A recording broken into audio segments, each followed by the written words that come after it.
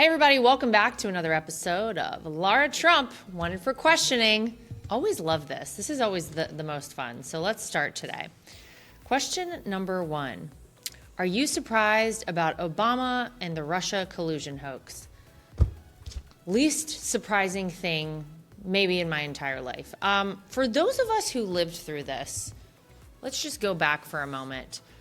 If you recall, there was something called the Steele dossier. Remember where that came from? That was produced and funded via the Hillary Clinton campaign. It was Hillary Clinton and her campaign who actually colluded with Russia. They made up a dossier to then try to sway the results of the 2016 election in her favor and away from Donald Trump.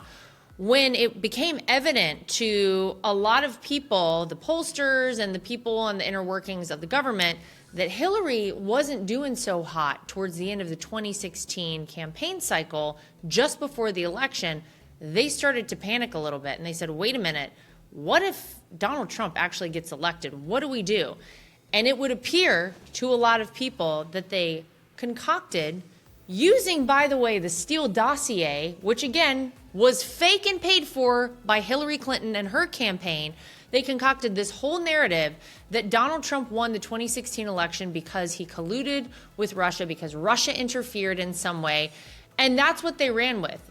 All of their foundation on this was shoddy and was fake and false. And it also appears that the head of the whole thing was the president of the United States at the time, Barack Obama. I say it's not shocking because I lived through it, because I got to see people who were campaign staffers who did absolutely nothing wrong, lawyer up, have to pay tens of thousands of dollars, bankrupt themselves in order to defend themselves because they had to go and testify in front of the United States Congress. I believe my brother-in-law, Don, was even dragged into some of this nonsense. You also then had 2.5 years of what we all remember was the Mueller investigation. It cost our country and our taxpayers here $30 million to come up with the conclusion that, oh no, actually it turns out Russia did not interfere in the 2016 election. But it goes further than that. Right now, 69% of Democrat voters still believe that Donald Trump won in 2016 because he colluded with Russia. If you go out there across the United States of America and look in a lot of textbooks that are currently used in high school classrooms, guess what it says? It says that Donald Trump colluded in 2016 with Russia to win the election. All of this goes so much farther and so much wider than anything I think any of us know right now. You cannot have a sitting president of the United States and his intelligence crew concoct all of this nonsense in order to thwart the will of the American people. Their goal was to, of course, try to muddy the waters as Donald Trump became president, try to insinuate that he was not a legitimate president, maybe tee up, I don't know, impeachments. He had 2 of them, but maybe they wanted more. Maybe they wanted to ensure that Donald Trump would leave the White House as quickly as he went in and that he would never return. You can't do that in the United States of America. That is something you would see in a third world communist banana republic. So no, I'm not surprised because I've known all along that it was nonsense. I've known all along that it was a lie.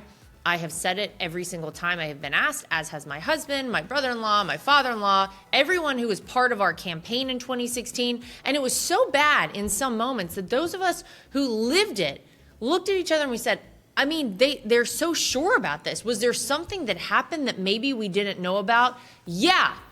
Barack Obama worked with his intelligence chiefs and came up with this whole story, this whole narrative.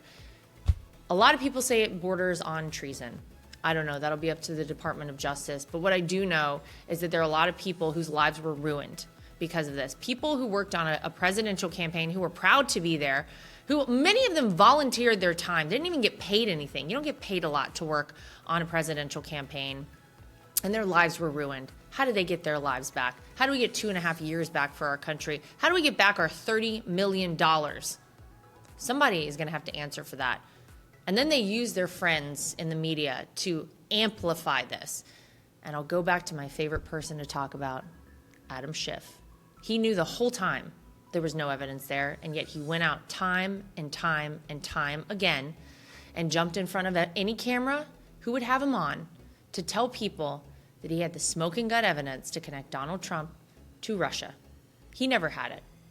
Something ought to happen to all of these people because we cannot operate like this in the United States. Next question. Okay, if you had the opportunity, would you interview the future king and queen of the UK? I assume you're talking about Kate and William. Yeah. Oh my gosh, who wouldn't want to interview them? I think they're incredible.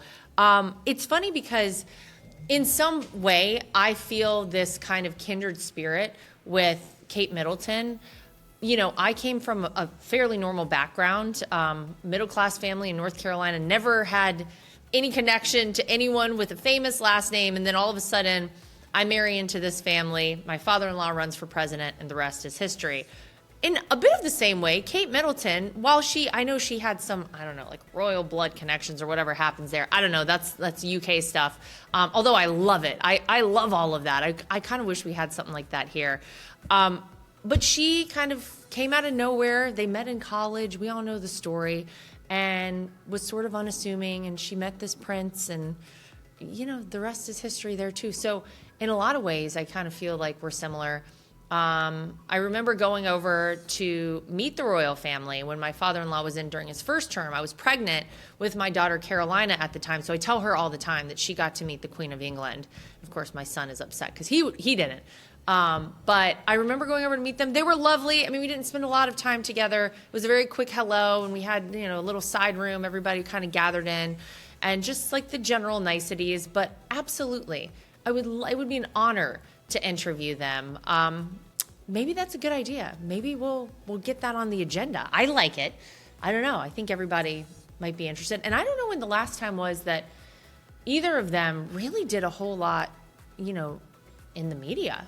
I mean, she's gone through a battle with cancer and come out on the other side. And I know there were a lot of people who were incredibly worried for her. Obviously, everyone hoped that she would overcome it, and she did. And I don't know, I think there's a lot of interesting things to talk about with both of them. So I'm going to put it out there in the universe. I'm ready for this interview. So yes, I would absolutely love that. Next question. Women need to take maintaining our strength seriously. No matter how active you are, as we get older, it can catch us all off guard. Your sleep, your energy, your balance, everything can just start to feel off. I started using the Juvent Micro Impact platform when I learned how quickly women start to lose bone density, especially in our 40s. The Juvent Micro Impact platform, however, supports your body's natural ability to rebuild bone density, circulation, and even stem cells.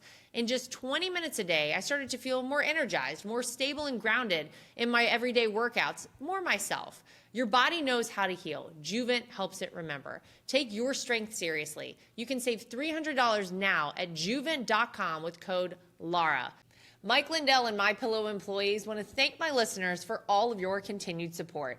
Mike has a passion to help everyone get the best sleep of their life, and he didn't stop by creating the best pillow. He's also created the best bed sheets ever. Mike is offering the best deal on his Percale bed sheets. You can get a set for as low as $24.98. The MyPillow Percale sheets are breathable and have a cool, crisp feel. They have deep pockets to fit over any mattress, and they look and feel great, which means an even better night's sleep for me, which is crucial for my busy schedule. Also, for a limited time, when your order is over $100, you will receive $100 in free digital gifts. Go to MyPillow.com and use promo code TRUMP to receive the MyPillow Percale sheets for as low as $24.98. Order now or call 800-624-3945 and use promo code TRUMP. Any chance you could fall in love with a 61-year-old man from Alabama? Wow. Well, yeah, I mean, look, I think you could fall in love with anyone. Unfortunately for you, sir, I have a great husband, and his name is Eric Trump, and very much in love with him still. So, yeah, I mean, you're going to have to get in line. I'm just kidding. Thank you. That's very kind of you to write me something like that. I do have a connection to Alabama. I used to go quite frequently to visit my cousins and my aunt and uncle who lived in Helena, Alabama. It's right outside of Birmingham, for all you Alabama folk. And I remember some of my greatest memories there where that there are these big, I don't even know if they're natural or if they're man-made, but these huge lakes with these giant cliffs, and we would go like jump off these giant cliffs into this big lake, and then you float some river somewhere. I don't know. I need to look at my like topography and all that of Alabama to know exactly where all of this was and what it was. But I have great memories of doing that with my cousins, John, Stephen, and Eric, my cousin Victoria. We would all just have the best time. And so I have incredibly fond memories of Alabama. Obviously, very red state, very friendly territory there. So thank you very much, sir. At this time, I am not in the market for any new love interest, but I'll let you know. I don't think you're going to get an answer you like, but stay tuned. Okay. Next question. As a leader and a voice in this nation, what keeps you up at night? Well, that's a very nice thing to say, that I'm a leader and a voice in this nation. To be honest with you, I really think about, there are a couple of things that keep me up at night. Number one, I think about artificial intelligence. I've talked about that on this show quite a few times. I just think that things are developing at such a rapid pace in that field that it's almost like how a cancer, breeds, and it's kind of like it grows at this rapid pace and you can't slow it down once it gets to a certain point.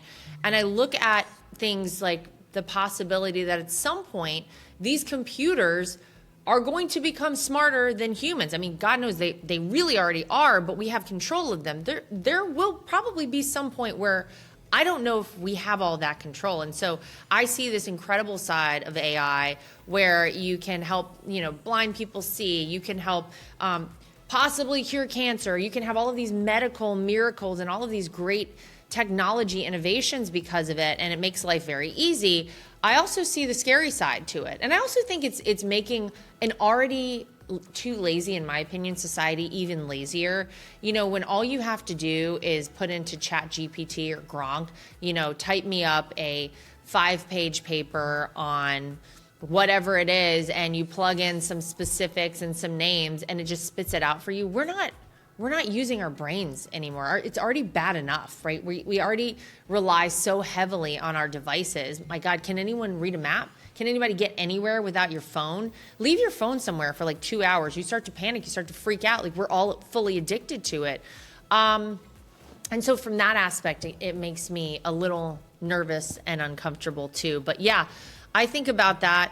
And I mean, look, I think about the fact that we're so lucky to have this president right now in the White House, because it really is a show of strength. And because of that, I believe we have peace with Donald Trump as our commander in chief. But what happens after him? We've got a great slate of people in the Republican Party who I think could pick up the mantle and run with it and do an incredible job.